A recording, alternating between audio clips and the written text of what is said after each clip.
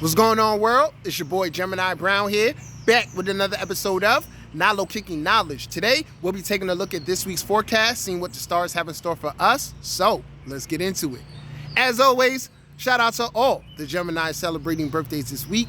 Pay close attention to this energy as it'll be with you all year. So, it's retrograde. Last week's energy was kind of crazy. We had, the height of the Mercury-Neptune squares, Pluto and Mars opposition. So this week we're headed for a new moon. And whenever there's an intense week like last week, there's always much to take away from it and learn going forward. So before I even fully dive into this new moon, I first want to bring to everyone's attention that Jupiter is now in the sign of Pisces, although will retrograde back into Aquarius. So that is adding a really significant influence to all of our lives, okay? Via where Jupiter is transiting and wherever Jupiter rules in your chart. That will be your Sagittarius house. And in the sign of Sagittarius is the South Node. And the South Node, I like to consider it like one of our karmic resources. It's related to the subconscious mind or the data that the soul has stored in the case of tendencies, habits, and in this case, beliefs. So the South Node is in Sag, Jupiter's in Pisces, North Node obviously there, and this South Node is making a quincunx to Uranus, which in the scheme of everything with this retrograde is talking to me in the sense that I think we're all going through some major downloads. And I actually know that there is an energetic portal open right now. And this portal is really for downloading information. And it's really a similar effect to like when the age of Aquarius first started. And there are particular alignments you could kind of look at, to assess that. But it's this time where you could say, in essence, we're purging. So in the sense of the South Node and its quincunx to Uranus, there are still things that, you need, like beliefs, limiting beliefs that are preventing your liberation, okay, or stopping you living with your new values and really implementing those. So that's A, and that would need to go. And then with Jupiter's influence here now being in Pisces, it's really bringing to light any unconscious baggage or just that low vibrational shit that we still all have a part of us. So right now, this energy is pinpointing that.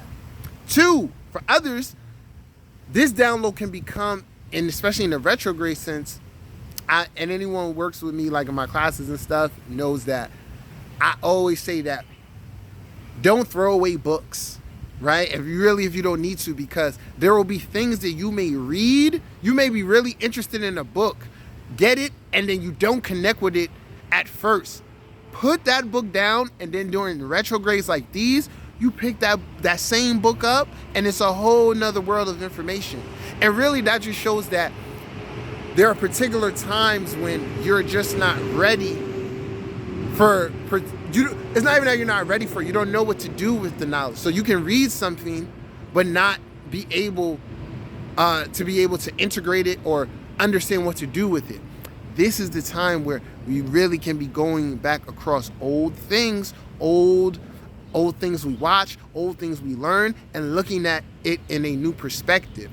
Now, bringing back the Taurus energy and then the South Node aspect of this, human beings, whenever there's something we don't understand, or when our vision isn't as expanded as it should be, we tend to remain fixed in with how we perceive things, particularly when it comes to these unconscious programmings and beliefs. Because at another level, for some, who grew up with like heavy religious programming, so you went to Catholic school and all of that, there's the spiritual work that you've been doing, and that essence is really trying to leave all of that in the past.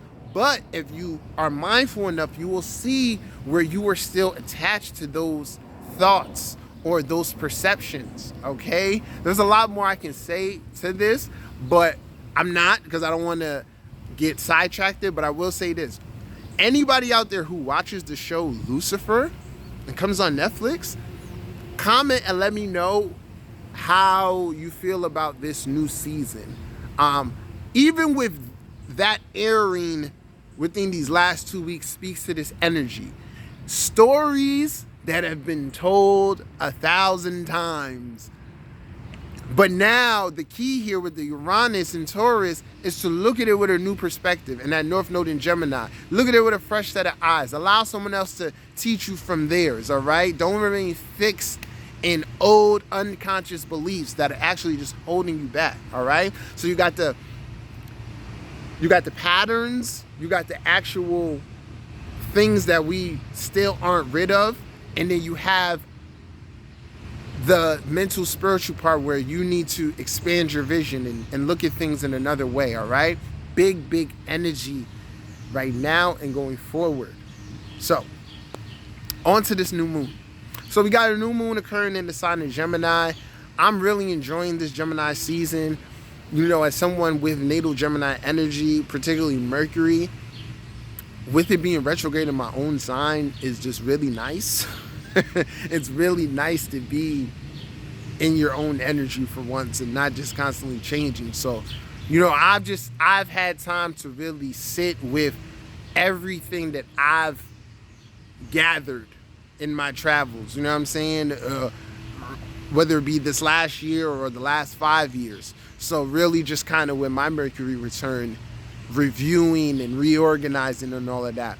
And for anybody out there with going through the same thing, I think you should try to tap into that, okay? Just really look at your mind, look at your thoughts, examine them. So with this new moon, this is going to be paramount.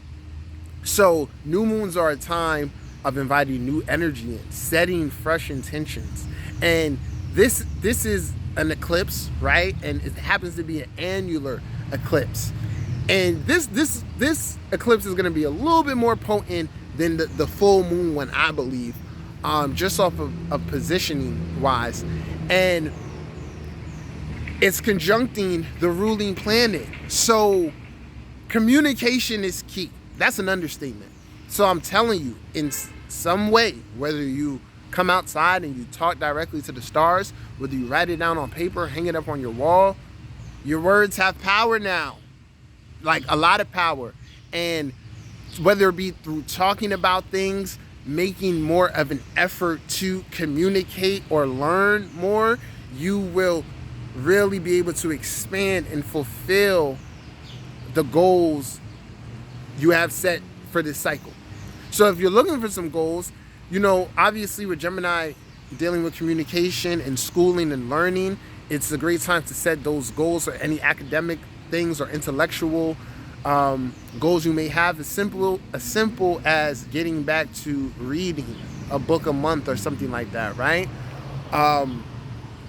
Another thing that you can do here, and what I've been focusing a lot on, particularly with these Mercury Neptune square, is your perception. How do you perceive things? How are you affected by the environment? And then how does that affect your perception? Now, this is really allowing you to get into your mind because it's forcing you to see what you give your attention to.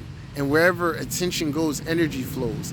And Gemini energy is connected to stimulation. So to the extent our minds need to be busy, they need to be active.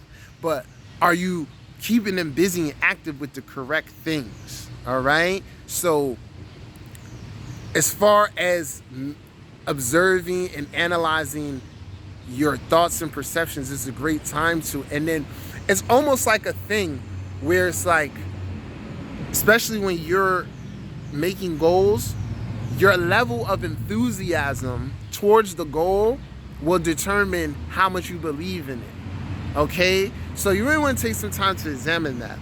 I think for everyone, you're really going forward, especially, is going to lead back to what I said in the first segment. What distracts you? What low vibrational or just not so helpful habits or thoughts are you harboring? Okay? If these are flooding to the surface, they're encouraging you to acknowledge them and to, start to work with reorienting that relationship, whether it be through mantras or some other type of work. But one has to become aware of their thoughts and perceptions. Okay? Now, energetically, take it from a Gemini sun, I feel great. But I know that my vitality is connected towards my mind and keeping that clear. So with these squares to Neptune, we can really be feeling lethargic, but more lethargic mentally. So not having or not wanting to put forth the correct mental energy towards tasks that are too difficult. Okay? And this is going to play a part in the Saturn square Uranus aspect that is going to be perfecting. And then with Venus being in Cancer, we can get a big picture here of what is being acknowledged and what is not being acknowledged. So for example, how do I spend escaping, right? My relationship with escapism. Is that connected towards some type of emotional dilemma in my life that I need to liberate myself from? And it's like I said, this is going to play out differently for everyone. But I'm going to give a quick example as it can be, because this Venus will be Queen Connects to Saturn, and then also sextile Uranus. So it's giving you the problem and the solution kind of twofold. Somewhere your emotions aren't being honored, and that can be from you not honoring them from the standpoint of being detached from them, or someone you're dealing with, whether that be family or someone you consider family, maybe they're not honoring those emotions, and therefore that affects you negatively. It leads to negative behaviors, tendencies, thoughts, so on and so forth. So it's a lot here. It's a lot here in regards to relationships. It's a lot here in regards to your own energy and taking responsibility for that. But it all starts in the mind. Okay, so as always, meditation, time in nature, all that good stuff, and just talking right now. Then lastly, we got Mars finishing up its transit of Cancer and going into Leo, which I'm super excited about. I would say this, touching back on last week, what is your relationship with your willpower and the pursuit of your desires? What is your relationship with your anger? Is it healthy? Does it have room for expression? Are you caught in a loop of, similar to a Mars in the 12th, repressing anger and then having a full-on blow-up? Whatever occurred for you last week in regards to the agitation that arrived, or any themes with Mars in Cancer, Pluto, Capricorn, gonna be really with Mars in Leo, you're gonna really need to make an effort to clarify those things, or if you didn't deal with something, then you'll have more courage and confidence to deal with it in Leo. All right, so y'all, this is my interpretation of this week's forecast. Hope you guys enjoyed. Feel free to chime in, let me know what's going on in your world. If you need a reading, send me an email, we'll set something up. Until next time, peace.